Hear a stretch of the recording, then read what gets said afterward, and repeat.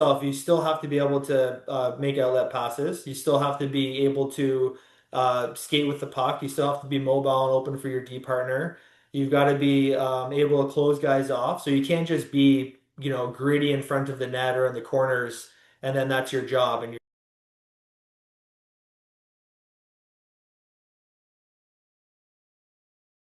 Right into it with Dan Rogers. Dan, RX Recourse. Dan has been in fitness forever. But before we get into that, quick little story how I met this guy. Was a great hockey player in his day, played in the OHL, so CHL, played in the U Sport with Lakehead, and then after he was done playing, he came to play senior hockey with me. But the first time I ever met Dan, I had to go pick him up at the airport, and the first time I met him, he didn't have a hockey bag. So we had this green duffel bag, military bag. I almost had to do a double take to make sure that this is the person that we're picking up from playing high level hockey. Raji, where'd you get that bag anyway?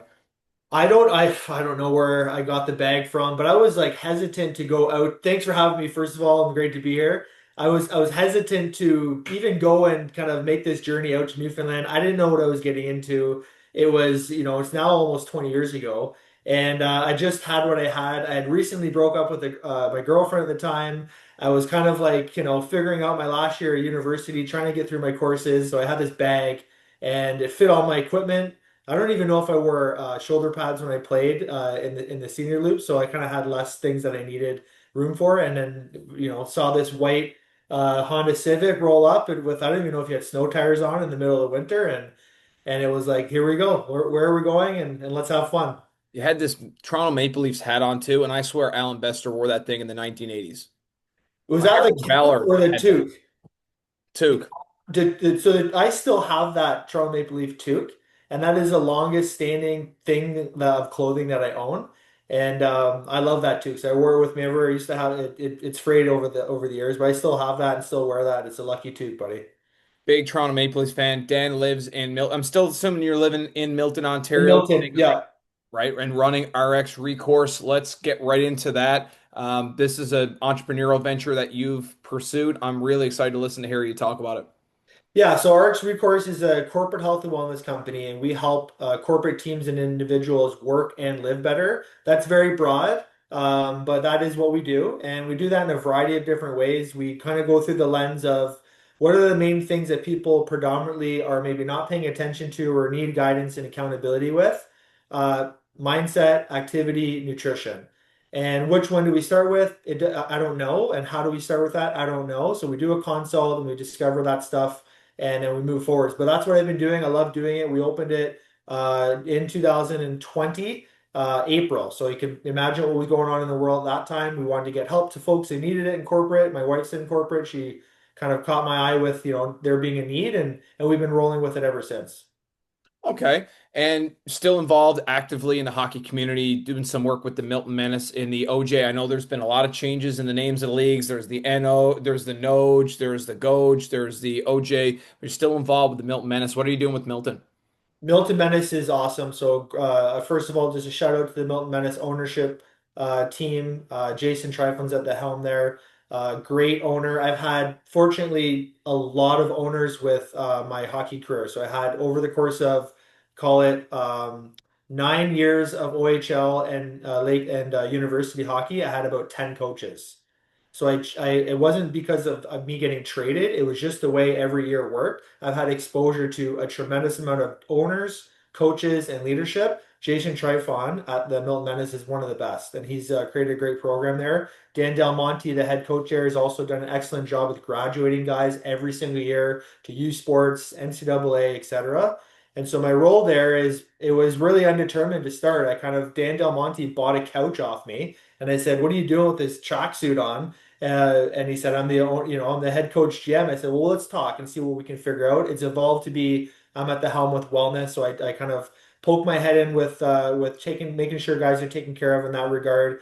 Inquire about with strength training and sort of like the new guys are maybe not as well experienced with what to do for workouts and when and how to navigate mobility stuff. I'm right there to help with that. And then in the off season, there's a little bit of TLC with like getting guys to like stay on the right track with stuff. And so I'm the fitness, wellness, kind of everything guy. And I also help secure strategic partnerships in town. So I go to local businesses and I say, hey, the Milton Menace is this team. let's get you connected. Are you interested in some advertising partnerships? Funny how that works. Like junior A is a little bit different than major junior, and same thing as you move up the levels, D1 pro.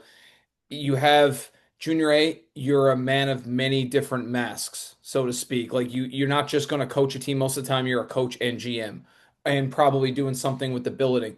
And then if you're if you're working in exactly, you're working in wellness, but if you're at the NHL level, there's probably a nutritionist, there's a hell, they've got 15 different coaches doing what one person does the junior A level. So it's good for from your perspective where you get to see like holistically, you get to see a lot of different things. And that's going to transition me into my next question, Dan. You and I played back in the early 2000s. See, again, seems like a really long time ago now. What's the difference between an athlete today that you're working with Milton and an athlete back when we were going through? You want to be honest? They don't go out as much. Uh, They just don't. And they are probably taking more overall. If you have a roster of 20 guys, of those 20 guys, a lot of them are probably having more smoothies. There's probably more screen time. There's probably less social where you're going out with the guys and not knowing what's going to happen for the night or just being together. Like there's still a lot of togetherness, obviously, with these groups. But I found that in contrast to teammates that I've talked to who's involved in hockey and coaching capacities and other roles, and yourself and myself, my experiences, they're just maybe a little they you have to nudge them towards the team building things like, hey, go out for breakfast.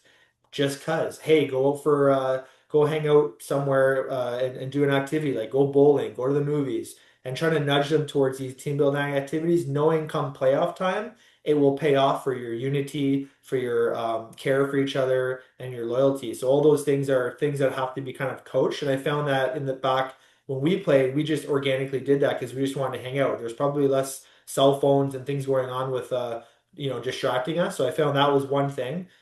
Training's different. So training now, they're so much faster. We're all saying, oh, I remember 2, 3 years ago, I said, well, you guys need to hit more. And the guys looked at me like I was 80 years old. It's like, we're way faster than you were playing.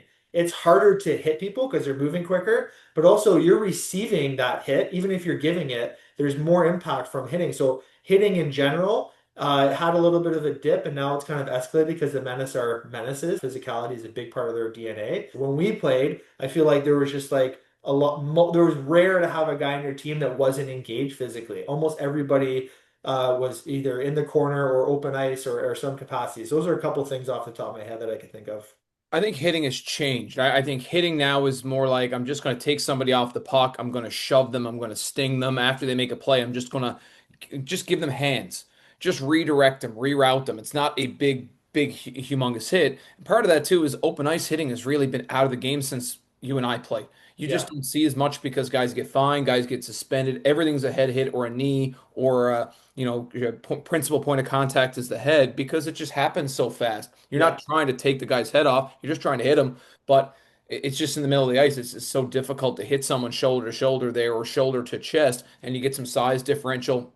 It is really, really hard. So I feel like hitting now from a coaching perspective, I'm teaching it more as after you make a pass, I want you just to shove that person, just reroute them, slow them down so they can't just go full bore in on our D. It gives our D just a little bit more time. And I wish I had done that more as a player. I probably would have saved you a few hits down the corner from Darren Lang. Yeah, exactly, exactly. Well, we were able to hook people back when we played still. So it wasn't phased out yet. So there was a hold up for your D partner and some things that help protect the players. But we talked offline here beforehand about the stats analysis of the shot attempts versus the actual shots they get through. And it would be the same as a another point for your question is that there's just more statistical analysis, there's more video coverage, there's more interpretations, there's more metrics for a player to sit down on to be able to digest with their coach or their assistant coach going into the next game. Where we did have some of that stuff, there was some video and there were some nuanced parts of the game that you could analyze, but I think it's just superseded what we had access to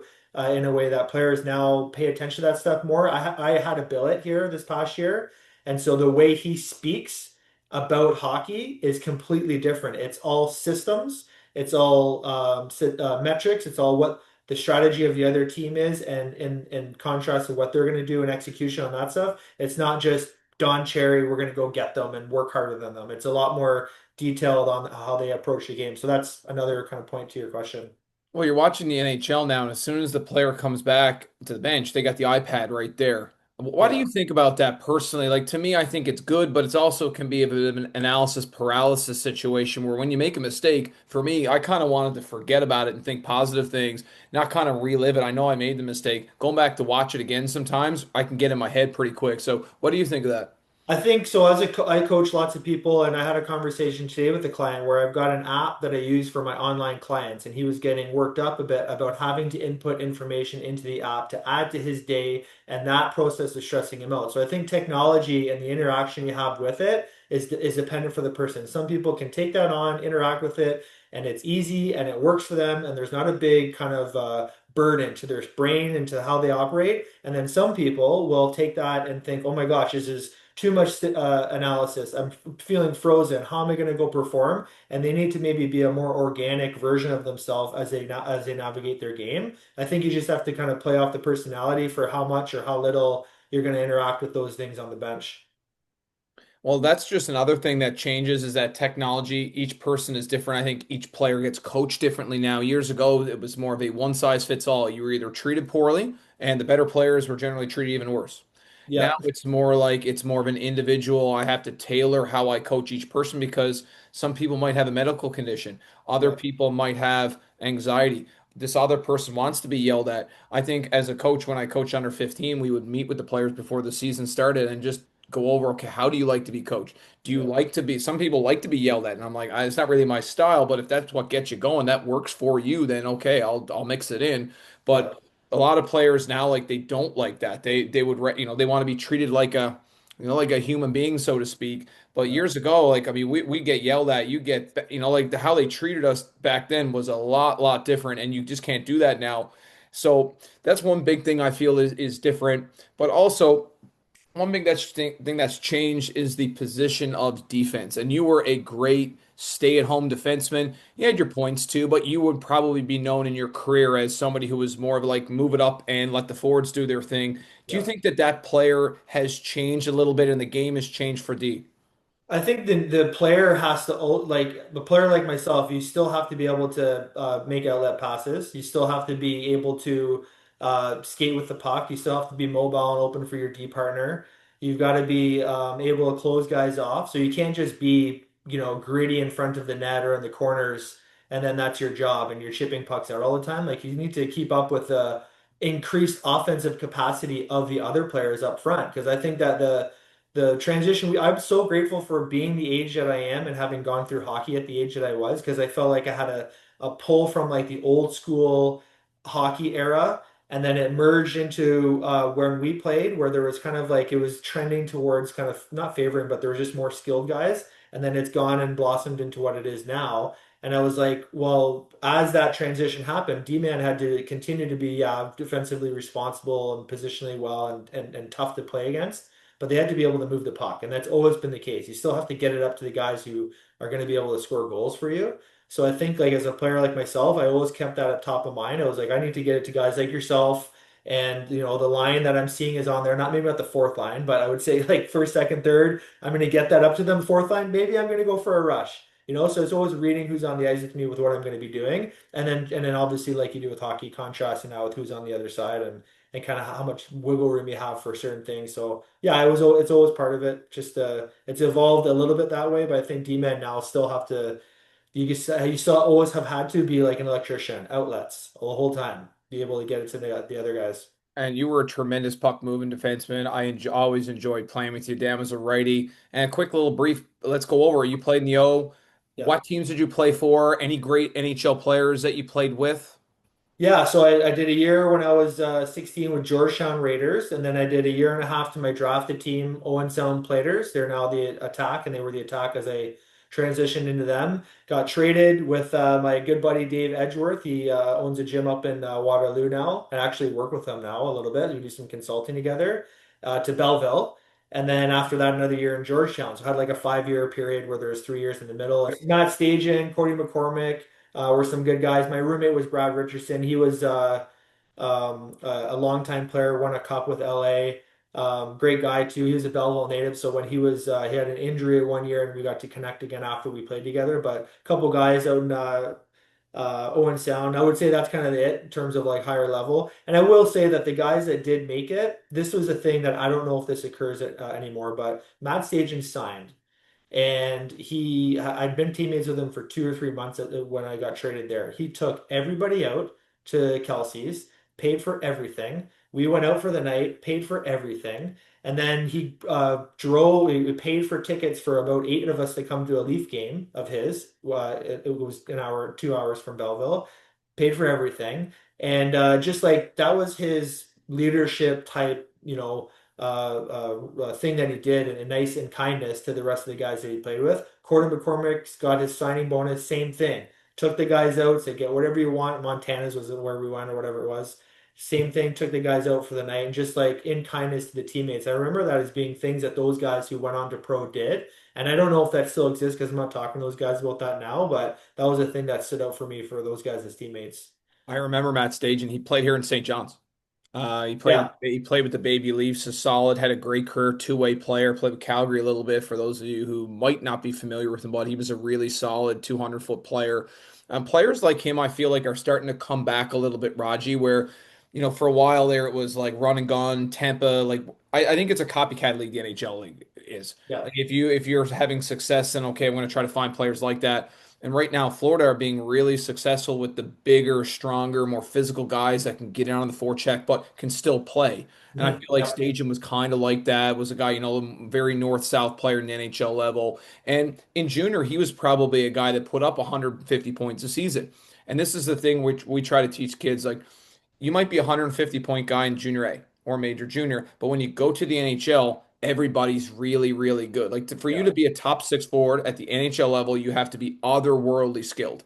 You have to be a guy like you have to be a kid that probably scored 500 goals in Yeah. under 15 AAA. Like, it'd be such a worldwide game. So how do you find a way to get your lineup spot and keep that lineup spot? Like it's a sacred place to have your name on a CHL roster and you're in the starting six on the back end. It's so sacred. Like appreciate that. Don't take never, never take that for granted. Your coach has to know that your coach has to trust you, I think, and in the variety of situations that you're put into, build some trust. They have to like you. I think they have to just have they have to like you as probably as a person and as a player to know that if you do have some friction or you kind of are troubleshooting that you're going to figure it out. So they have enough, confidence in your ability to figure things out if you don't have a perfect game. And if the coach doesn't really have that through talking to you and kind of gains an idea of your intelligence and gains an idea of your ability to troubleshoot or develop or evolve, then they probably will kind of pull back on some opportunities, I think. And that's, you're only going to put you want to put people in positions to have success. So as a coach looking at that for sure, that was part of it. Matt Staging was just, and many other guys. Obviously, there's hundreds of guys that make it, and you're talking about just being smart. So he was just always thinking about the game and the scenarios and everything. And many other guys do this too, but he was always in good spots. He was always, who am I playing with and how can I best complement them on the ice? Every shift, all the time. And he was good at ribbing guys about like getting the best out of you, but also making it feel like it was a joke. But it was just, he was very, smart. He was a very smart guy. And I remember that very vividly. Other guys maybe weren't that as they navigated the pro ranks and they got there on brute, force and they got there with different ways. But Matt Stajan was one of the guys that was super intelligent from my recollection, and he was good. So I tell guys too because I help with prospects camp here for the Menace, and every single person at prospects camp is the best player on their team from the year before. Like they were AAA, U18, they're the best. Or junior B and they were the best. And I go in there, I go, you guys are all the best of wherever you're coming from. But you're going to a league that is full of that. And guys that are barely on the roster for the team were the best player on their team last year. So just like giving that some kind of recognition and appreciation and trying to build up trust in the person that's making the decision on your ice time, trying to kind of be in constant growth mindset in terms of how you're evolving as a player and what kind of additional useful things you can add to your game, and constant grind on improvement, constant grind on evolution is a thing that I think helps the young guys. I think that today's 2025 with the CHL, the NCAA rule changes, I hope that more kids follow what you just said. Just because I didn't play that shift or I sat for a period or I didn't play as much doesn't mean that the coach doesn't like you. If they have good dialogue with you, they're always chatting with you, they're taking extra time with you, they drafted you, they probably like you, and that maybe they're testing you. And I Yeah, feel like coaches tested me when I was younger, and I didn't understand that. I just hope that maybe with more podcasts and more things like this, that people, especially from a small place like Newfoundland, they understand that sometimes the coach is just seeing if you won't make it, like, do you have it mentally? And I'll use this as an example story. One of the guys that owns Vision Hockey Group, he was applying for jobs with the NHL. He was with the Milwaukee Admirals in the A for a while, and then he was trying to make the move up to the big club. So he was applying for some different jobs, and one team sends him this video, and it's grainy. Like, it's like not very good quality. It's like 1975 quality when we're dealing in 2025. And he's thinking, are they just like, what's going on here? Like, geez, you know what? They're not sending me great tape. Maybe it's not. He goes, he finds the tape somewhere else, and then when he interviews with him, he goes, "This tape, you guys did this on purpose, didn't you?" And they're like, "Yeah, we gave you the grainy tape on purpose to see if you were resourceful." yeah, So, for whoever's watching this, be resourceful. Never yeah. just look at, like, coaches might be testing you, and okay, maybe I'm not playing that shift or that period. Okay, how do I get back in the lineup? How do I play a little bit more? Don't think, oh, I'm just going to go and play for another coach down in D1, or you know what, Major Junior's not for me. I sat for a game. I'm just going to go and sign with Michigan State or Michigan Tech or somebody. Like, do you think that the game is going to go that way a little bit too much, or what do you think on that? I don't know where it's going to go, but I think your general message is one that is consistently broadcasted with kids. I've seen it play out too many times to think otherwise, that you got to stay with it. It's not, your career is not this year. Your career is literally in a collection of years and a collection of seasons, and you have a long runway, even if it's just a junior age guy. So it's like coming in as an '07 into the junior ranks right now, you'd be a younger player. It's, you're not defining everything right now, but you do need to be in a constant growth mode. If you don't stretch, if you don't game prep, if you're on your phone too much, if you're doing social media more than you're doing workouts, if you're staying up late playing video games, if you're doing all this stuff, you won't progress and get any further. And in contrast to somebody of equal skill who is doing all the good things. So it's like the constant growth mindset for young people is very challenging, because I didn't have examples of, or we didn't have examples of that on screen to just look at and feel like we were doing the work. Like we actually had to go do the work, and kids are, there's lots out there that are, but there's so much more interference for kids these days. So the message of like, you have to, how can I improve? How can I involve? How can I take constructive criticism? How can I use what that was coming to me in a positive way to get better? Having some faith that the person that's giving it to me, my coach or mentor or whatever, is doing it to help me to get to that next level. And just like having some thicker skin as you navigate through what's a really tough time, that junior career. Talking about going like NCAA, OHL, I have no idea what's going to happen, and I'd be lying to say that I did. My thought is that it'll probably be a longer runway for a lot of guys, so you would probably lose some talent, with the fact that either NCAA or OHL would lose talent because they had to make a decision, which I had to do and many other guys, and then you would lose one or the other, going one way or the other. But now I think guys are going to go do a little dabble in OHL, showcase himself, get picked up, have a longer runway, more development. I believe these kids are getting paid in the NCAA for their service in the hockey programs. So they're going to be able to go there and do that. And there's just like a longer runway towards pro hockey, which is a good thing for some guys that don't develop at 18 and are ready to jump in the NHL. I think there'll be some, hopefully, advocation towards guys getting their schooling complete, like not having it be a rush. I could tell you firsthand, Piercy, like my schooling was messed up because I was leaving my high school that I was at, going to a new high school, and then I got traded when I was doing my OACs, which was old grade 13. I remember. And I went to from a place that had curfew to a place that had no curfew. And it was like a different culture, and it was just like very challenging, as it is for lots of kids at that age, to finish schooling. So I think it's just hopefully going to be a longer runway for kids to be able to have long-term success, get your school done, have yourself not feel like you got to get to the pro ranks right away. And hopefully that's what the goal is there, and hopefully that's what happens. I think you always got to give something 5 to 10 years to see how it plays out. Like the NCAA CHL relationship, it's so new that we don't really know. Okay, we're kind of seeing some trends where some of the 18, 19s, 20s are going to D1 there, and the 16s, 17s that were maybe committed to D1 or playing the USHL are now coming to Canada to play in the CHL. So you're seeing some that's a dynamic now, but that could change 6 months from now. It could change a year from now. But one thing I think kids have to understand is they have to keep getting better. And just because things don't go well in one place doesn't mean it's not the right place. It Yeah. can be, okay, maybe I'm not playing overly well this month. Doesn't mean I'm going to go jump ship and transfer to this other place because I'm not starting. I wasn't just given the starting job. And life doesn't work that way. It might be given to you for a little bit, but then eventually you're going to have to earn it to sustain it. And I've always said the hardest thing in business, the hardest thing in hockey, the hardest thing just about anything is sustaining. Is once Yeah. you get to this point, okay, I'm playing, I'm on the second line, I'm on the first line. How do I stay there? I don't just get comfortable. My contract says I can be comfortable. I got the cushy office, I got the cushy corner office. I'm never comfortable. I'm not satisfied. I just want to keep on getting better and better and better. And that's why I think Tom Brady lasted as long as he did. And I think Yeah. you have to be like that in if it's hockey, badminton, soccer, I don't care what it is, you got to be like that. Yeah, I mean, there's the balance being a health and wellness coach with me advocating for people to have downtime, but you can have both. You can have your downtime that is strategic to be able to ramp it back up again. So like you're taking your system needs a shutdown and needs to be able to recoup with sleep, or maybe it's a period of time away from weightlifting or strength training or whatever what have you. But then it's like the thought of like I'm getting back at it, not like elongated periods of being off of the horse. Get back on it and get to it. And if these young guys, there's tons of young guys out there that take that on. And in terms of we're talking the context of hockey, it's just constant evolution.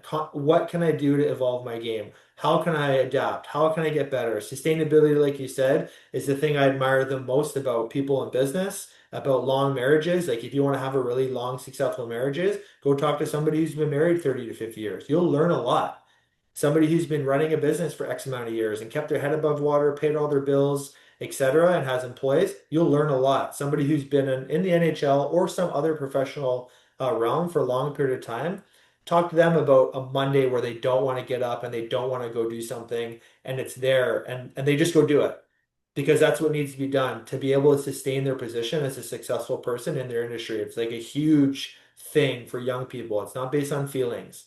It's literally not. It's based on what do I need to do today to get better. So I'm always talking to young kids and kids in the menace and my clients and groups. Like, what can you do today to get better, to be a better version of yourself? That might be for some people in corporate different, but for hockey guys, it's more tactile stuff, right? So before we wrap this up, how do I hire you? How do I bring, if I'm just, okay, I'm listening to this video, I'm like, I really like this guy. To be honest with you, I really like your approach. I always have. You and I have gotten along like from the first day I saw that Toronto Maple Leafs hat. How do I get involved with your business? How do I have you in my life? I thought about this the other day where I've said, obviously my email, Dan Rogers, rxrecourse.com, we'll have that plugged into this somehow. But I'm just super heavy on LinkedIn. We chatted on LinkedIn. Dan Rogers, RX Recourse, LinkedIn is where I live. So I don't live on Instagram. I don't have TikTok.